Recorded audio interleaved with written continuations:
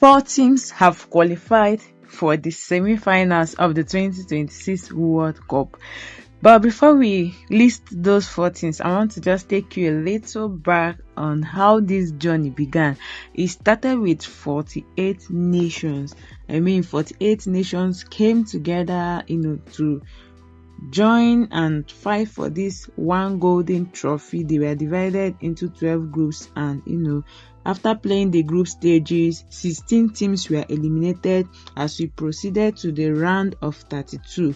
And then the 32 teams play together. It's a knockout stage. If you lose, you go. So after 32 teams played, we came down to 16 teams. The 16 teams played, in the round of 16, and we came down to the last 8, which was the quarterfinals that was just finished. Now, in these quarterfinals, 8 teams played to give us the 4 semi-finalists. Out of these semi-finalists, one person must carry this golden trophy. But the question is, who is going to do that? So now let's see, the 4 teams that qualified. We have France, we have Spain, we have England, we have Argentina.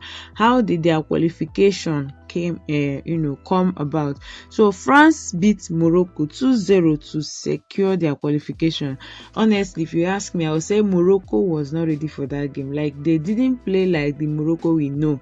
They played as if they were owing France, and France took that advantage and nailed the game.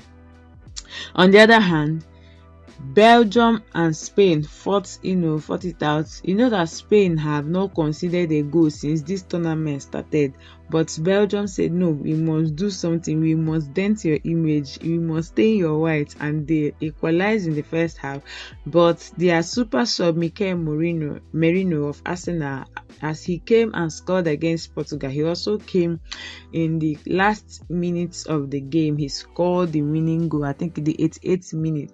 And it's worth to note that Belgium goalkeeper Thierry Courtois was injured during the game, and Manchester goalkeeper had to come in St. Lament for him. And unfortunately, the save, he made a good save, but it was spilled, and Merino capitalized on that. As the closest player, he was the fastest to react, and that sent Spain into the semi-finals of the game.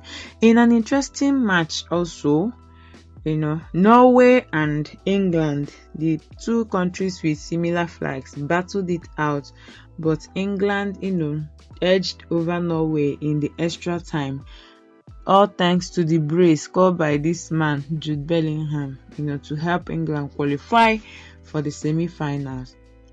Then while men slept, when you sleep, things happen. While we slept, Argentina and Switzerland battled it out, because we have to sleep so that we can go to church.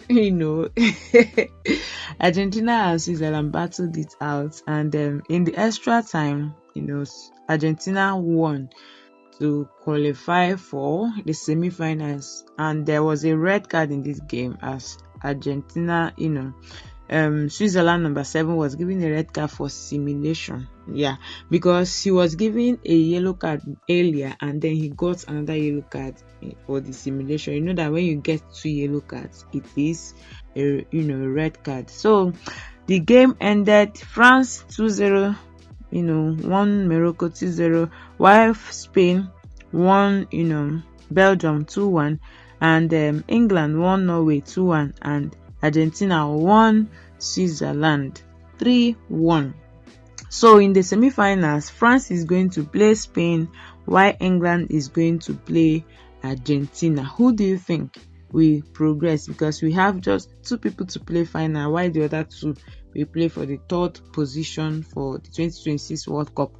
So far, we have leading scorers, people racing for the golden boot of this 2026 tournament, and we have Kylian Mbappe on the forefront. Lionel Messi also, he has been breaking different records. He broke one yesterday, the 10th assist, which is highest for any player in FIFA World Cup. We also have Haaland. Unfortunately, Norway is out.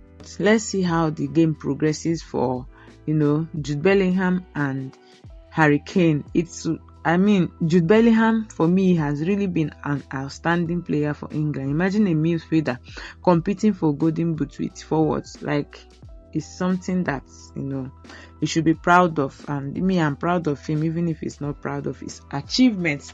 So the World Cup is gradually coming to an end. I just wish it to not end, but then everything that has a beginning has an end, except God. So who do you think will win this World Cup?